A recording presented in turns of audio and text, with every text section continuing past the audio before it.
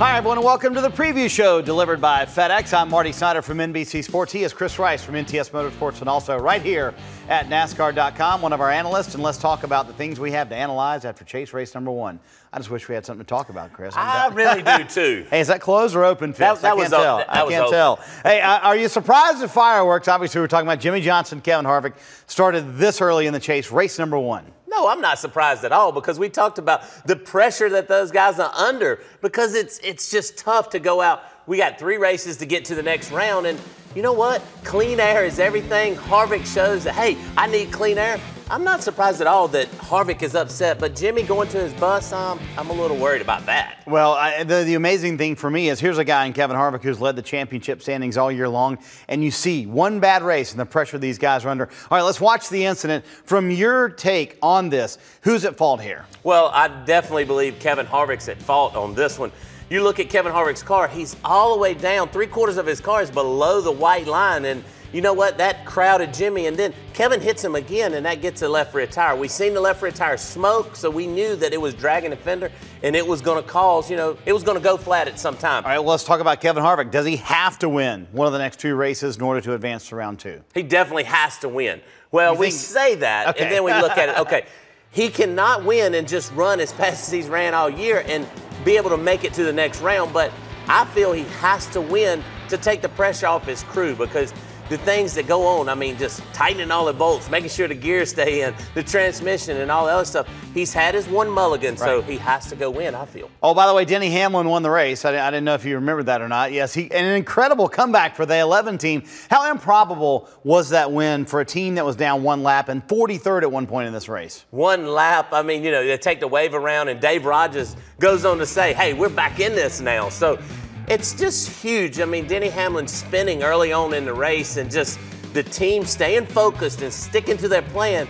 It is just huge to show how much depth Joe Gibbs Racing has to go on and win the race. And they're locked into the next round already. He's the first guy in. Well, and you mentioned depth. I mean, we weren't talking a lot about Denny Hamlin lately, were we? We were talking about all the other Gibbs cars, and here he is winning the first race of the chase. We talked about the 20. We talked about how the 20 was fast, and was he peaking too soon, and that shows right there. Maybe he was peaking too soon because he really wasn't fast at Chicago. Wasn't as fast as his teammates, no doubt about it. And now we go to New Hampshire with the pressure we're talking about. I mean, really, New Hampshire is a big short track. Do we see that pressure show up again this weekend? Because this can be a frustrating place to race. This is definitely a frustrating place to race. So I look at restarts. You spin your rear tires, and then they get into the turn 1, 3, and 4 wide, and it's a one-groove racetrack, really, so we're all searching for the bottom, but we'll watch the outside groove go at the start of the race or the start of after a caution. So I say we're going to see some tempers flare just because it is our first short track, and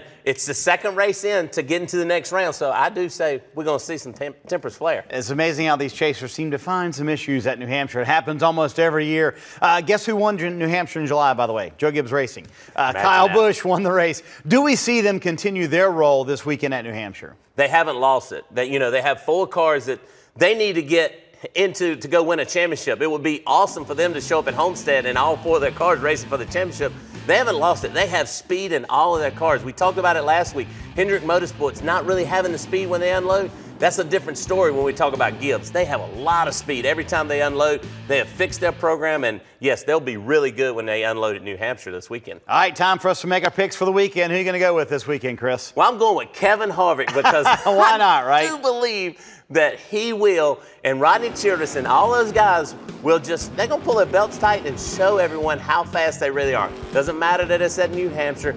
It doesn't really matter. He's going to go out. He's going to win a race. So when they go to Dover, they can just relax and get ready for the next race. Well, I agree with you. I think Kevin Harvick's going to win one of the next 2 races. I think it's next week at Dover, though. We'll save that for next week. I'm going to go with the Penske team this weekend. I thought about which one to take. I'm going to go with Joey Logano this weekend. Penske is so good at this type of racetrack, so good, especially at New Hampshire. His teammate Brad Keselowski really dominated the July race. Kyle Busch had an incredible comeback in that race. So I'm going to go with Joey Logano this weekend. To me, he's shown the most speed out of that Penske camp. Well, I agree that Penske they have some what we call lateral grip, and you really need a lot of lateral grip at New Hampshire, and they're always fast at New Hampshire. So I kind of agree with that pick too, but the 4 car is going to be the car to beat. There you go. I'll go with Joey Logano. Make sure you keep it parked right here on NASCAR.com all weekend long for live leaderboards, in-car audio, and of course, the updated Chase grid right after the New Hampshire race, because you know what next week is? Dover, the first cutoff race of the 2015 Chase. Can't wait to talk about that right back here on the preview show delivered by FedEx next week. In the meantime, enjoy the New Hampshire weekend. Do not hit me, Chris. We'll see you right back here next week.